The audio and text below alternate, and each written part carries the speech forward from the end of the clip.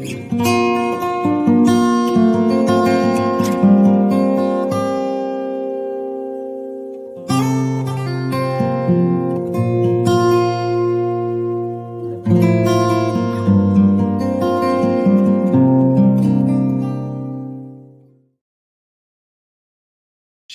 and blessings, everyone. Thank you for joining me this morning, or if you're watching later on, pray that this message is a blessing for you wherever you are in your life at the moment. Everyone's on a different part of the walk, but we're all seeking that same destination. So that is what's important, that we continue to lift each other up with encouragement, praise to the Father, knowing that we need each other to help us get through these enduring times, these difficult trials that we all face. Life is not going to be without them. And so we have to learn how to navigate through the storms, through the fire, no matter what is going on, leaning on the Father to guide us through so that we don't receive the scorchment or burnt that we typically see due to fire. So that kind of inspired my talk today. I actually was going to discuss an entirely different topic. And when I was just researching through scripture, to find some different verses to share, I came across a story that I really was not familiar with. And it just was really eye-opening. And I wanted to share it with you because it does come from one of the extra biblical books of Jasher. And not everyone may be familiar with that book. It is obviously included in the Sefer. That's where we get our extra books from. It's also the Apocrypha was part of the 1611 KJV that was removed. Many wonderful scriptures that are no longer really available in most translations. And so, as we know, the Catholic Church has been in control for a very long time. And we believe that there's a reason they removed these books, because they don't want us to have access to that and the wonderful scripture that is found within it. So do check that out if you are unfamiliar with some of these uncanonized books. They are truly wonderful and sometimes shed even more light on the Old Testament, the Torah that we do know so well. So that has, like I said, inspired my talk today. And I've actually, let me go ahead and pull it up so we know what we're talking about. Through fire and flames, this life can be a trial of fire. It can get very difficult. The heat can get turned up in our lives. It's a very pressurized thing to where, are we going to survive? Are we going to thrive through this no matter what comes our way? And I truly do feel that this life is but a test. Are we going to be able to endure? Are we going to be able to give yahuah the glory and praise him through the pain of whatever comes our direction? Whether it be from him and be considered a little bit of chastisement to get us back on the right track, or it be from the adversary to test us with temptation. We know Job was a man of Yah, and Yah allowed Hasatan, the adversary, to test him in many ways. Loss of just about every earthly possession, including family. So we may be going through those things. We may not understand why this is happening. This doesn't seem fair. I've been faithful to you, Father. I pray, I help people out. I do all these wonderful things. My life is still so difficult. Enduring, that is the key. We must endure. We don't get a free pass from difficult trials in life. And we just have to continue to trust him and lean on him, knowing that he will get us through, no matter the temperature, no matter the size of the fire or the size of the storm. He is in control of the elements. I like to look at it that way. He has a plan. He has a purpose, and he will carry you through. All right. So the word fire, to me, automatically brings to mind something that is not comfortable. In some cases, the word fire strikes fear into the hearts. Fire is known for its ability to bring destruction and damage to structures, even loss of life. Everything in its path can face destruction. Fire is no friend to the flesh because of the pain and the agony that it inflicts. Fire burns, as some have had to learn the hard way. It can leave scars even that we have to carry with us for the rest of our lives. Growing pains is kind of how I like to call that. Nobody likes to be burned, and nobody likes to be in the fire. Spiritually speaking, fire is what yahuah uses to refine his children, to burn off those elements or impurities about us that are not like him, those character flaws, ones that are not of him, that are of the world. Yahuah uses fire to chasten us when we stray away from him. And Yahuah uses fire to keep us humbly on our knees, to bring us to a place in him where he can use us for his glory. We ought not to complain all the time when Yahuah puts us in the fire, because it is this place, the place of fire, that Yahuah has made some of his most faithful saints, servants, followers. Ask anybody that has done great things for Yahuah, somebody that Yahuah is using in a mighty way, and they will more than likely tell you that it was in the fire that they saw his glory. It is there in the fire that Yahuah lifted them up and out of it. So I'm going to share Jasher 12. If you're familiar with it or not, is really amazing. And it's going to remind you of another familiar story that we see in the Old Testament as well. But I was not even familiar that this happened to Abraham. And so I wanted to share as an encouragement for all that are going through difficulties. This is going to be chapter 12. I believe I'm reading 1 through 43. And when the king heard the words of Abraham, before his name was changed by the father, he ordered him to be put into prison. And Abram was 10 days in prison. And at the end of those days, the king ordered that all the kings, princes, and governors of different provinces and of the sages should come before him. And they sat before him, and Abram was still in the house of confinement.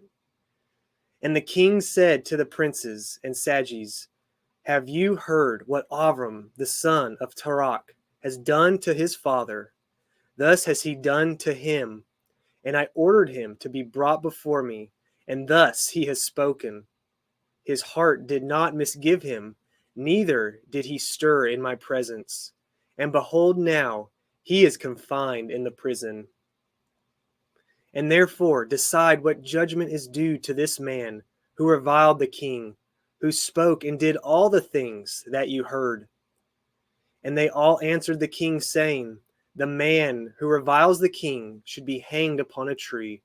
But having done all the things that he said, and having despised our Elohim, lowercase God, he must therefore be burned to death. For this is the law in this matter.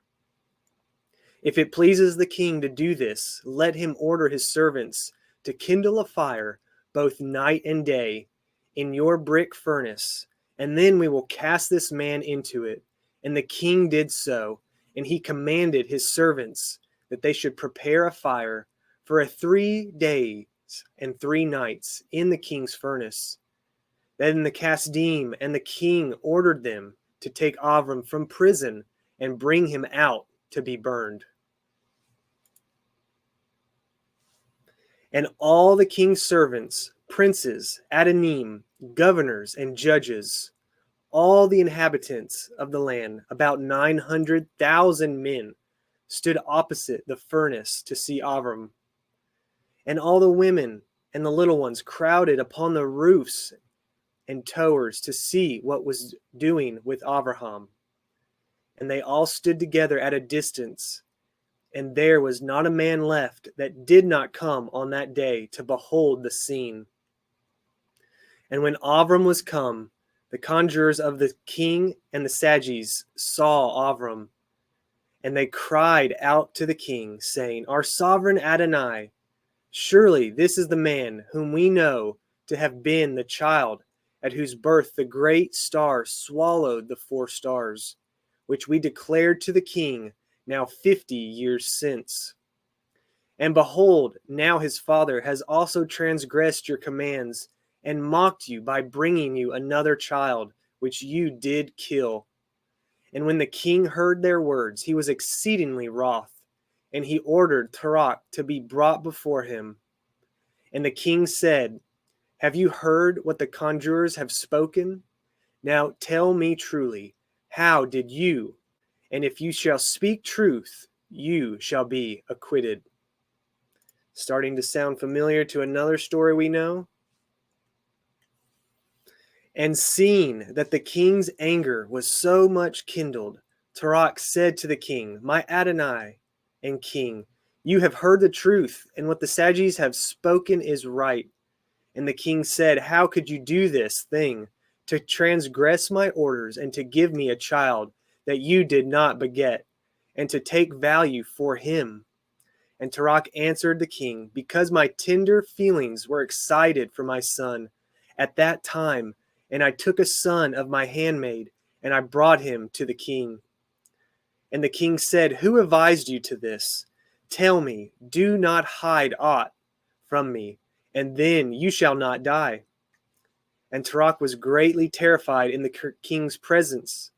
And he said to the king, It was Haran, my eldest son, who advised me to this. And Haran was in those days that Abram was born, 32 years old. But Haran did not advise his father to anything, for Ruach said this to the king in order to deliver his soul from the king, for he feared greatly.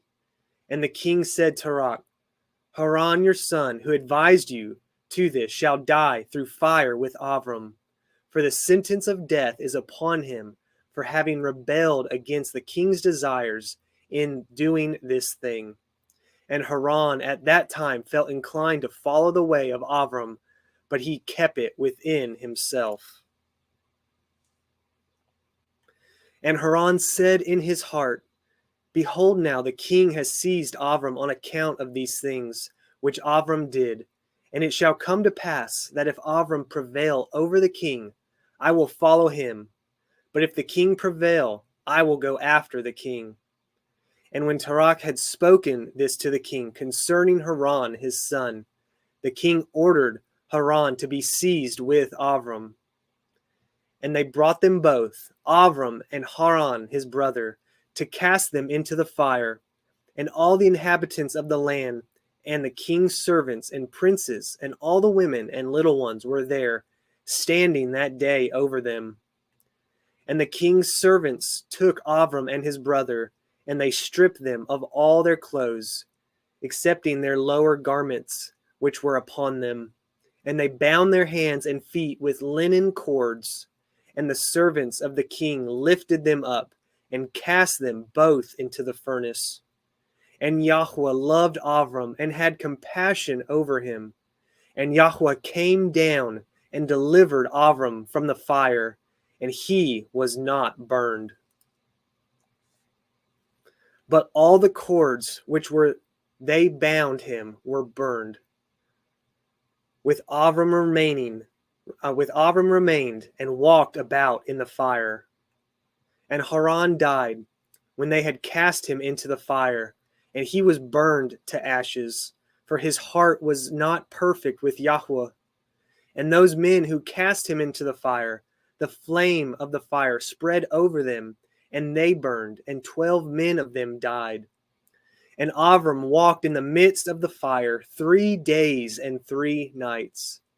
And all the servants of the king saw him walking in the fire, and they came and told the king, saying, Behold, we have seen Abram walking about in the midst of the fire, and even the lower garments which are upon him are not burned, but the cord which he was bound is burned. And when the king heard their words, his heart fainted, and he would not believe them. So he sent other faithful princes to see this matter, and they went and saw it, and told it to the king. And the king rose to go and see it. And he saw Avram walking to and fro in the midst of the fire. And he saw Haran's body burned, and the king wondered greatly. And the king ordered Avram to be taken out from the fire. And his servants approached to take him out, and they could not, for the fire was round about, and the flame ascending toward them from the furnace. And the king's servants fled from it. And the king rebuked them, saying, Make haste and bring Avram out of the fire, that you shall not die. And the servants of the king again approached to bring Avram out. And the flames came upon them and burned their faces, so that 8 of them died. When the king saw that his servants could not approach the fire, lest they should be burned, the king called to Avram, O servant of the Elohim who is in heaven, go forth from amidst the fire, and come hither before me. And Avram hearkened to the voice of the king, and he went forth from the fire, and came and stood before the king.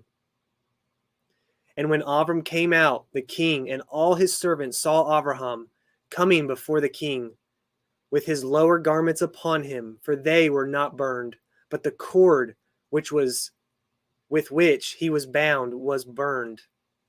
And the king said to Avram, How is it that you were not burned in the fire? And Avram said to the king, The Elohim of heaven and earth, in whom I trust, and who has all in his power, he delivered me from the fire, into which you did cast me. And Haran, the brother of Avram, was burned to ashes, and they sought for his body, and they found it consumed. And Haran was 82 years old when he died in the fire of Kasdim. And the king, princes, and inhabitants of the land, seeing that Avram was delivered from the fire, they came and bowed down to Avram. And Avram said to them, Do not bow down to me, but bow down to the Elohim of the world who made you, and serve him, and go in his ways, for it is he who delivered me from out of this fire. And it is he who created the souls and ruach of all men, and formed man in his mother's womb, and brought him forth into the world. And it is he who will deliver those who trust in him from all pain. And this thing seemed very wonderful in the eyes of the king and princes, that Avram was saved from the fire, and that Haran was burned. And the king gave Avram many presents, and he gave him 2 head servants from the king's house. The name of one was Ani, and the name of the other was Eliezer. And all the kings, princes, and servants gave Avram many gifts of silver and gold and pearl. And the king and his princes sent him away, and he went in peace. And Avram went forth from the king in peace, and many of the king's servants followed him, and about 300 men joined him. And Abraham returned on that day, and went to his father's house, he and the men that followed him. And Abraham served Yahuah Eloheinu all the days of his life, and he walked in his ways and followed his Torah. And from that day forward, Abraham inclined the hearts of the sons of men to serve Yahuah. Such a powerful story. I really enjoyed that reading through it the other day. It just really brought so much joy and encouragement to me, knowing that, for one, whether it be the physical fire, Yahuah has the ability to save you from the heat, save you from the flames, if it be his will, if your heart has been favoring him, if you have been focused on him. living for him, he can allow you to endure through any flame, physical, mental, or spiritual. I also see this as a connection to the world we're living in now. The gospel, the word of our Father and Son, is not popular. It's rebuked by many. It's looked down upon, persecuted. In a way, we will be dealing with our own fire, our own persecution, just for upholding the scriptures, just for wanting to obey the Father and his Son, Messiah, just to live a good and righteous light, to bear good fruit to the world. So when we are doing that, we may be thrown into the fire, but Yah will allow us to endure. I wanted to share a couple of verses to finish it up. Isaiah 43, 1 and 2. But now, thus says Yahuwah, that created you, O Yaakov, and he that formed you, O Israel, fear not, for I have redeemed you. I have called you by your name. You are mine. When you pass through the waters, I will be with you, and through the rivers, they shall not overflow you. And when you walk through the fire, you shall not be burned, neither shall the flame kindle upon you. We need that fire to build us up into a person Yahuwah wants us to be. The fire is not there to burn us, but to prepare us. It is there to help us build character. It is there to build resilience. It is there to make our faith stronger. And when we read even a similar story with Shadrach, Meshach, and Abednego, not willing to bend their knee to Nebuchadnezzar, to stand against the world, the king, the authority and power. Maybe that ends up being the Antichrist, the mark of the beast, whatever it ends up being. We must stand against it, refuse to bow our knee, only bowing our knee humbly to the Father in heaven. So these are very similar stories, and I think just another example of how we must trust Yah, that he will get us through those fires. We can see that even his undergarments were not burned, yet the cord bounding him in the fire was burned away. And I see that as the shackles and chains of the world that were burnt off by trusting the Father and knowing that he would allow you to endure. Abraham knew that he would endure through that, and the Father was with him that whole time. 3 days and 3 nights. Very interesting number we see there too. Just great connections all the way around. So that's all I have today. I hope this was an encouragement. I hope you realize that no matter what you're going through, the Father loves you. He has compassion for you. He does not want you to hurt and be depressed and feel alone. He is always there. Lean on him. Let him guide you, because this world is going to continue to get hotter. The flames are going to get taller and wider. We must endure, knowing that he will prevail. The victory is already won. I want to be on his side. I want you to be on his side too. So please do share this message if you enjoyed it. We would love your support if you would subscribe to our channel. We're just trying to get this message out to the sheep, the lost sheep. My prayer each and every day is that the message I share can just be found in the one lost sheep, maybe that has gone astray or that doesn't even know the Father himself. We are searching for the lost. We are also helping encourage the ones that are already on the walk. We all need that encouragement. We all need help being lifted up from time to time, because the world is constantly placing stumbling blocks in front of us. And so just remember, brothers and sisters, endure until the end. Shalom and blessings on your week.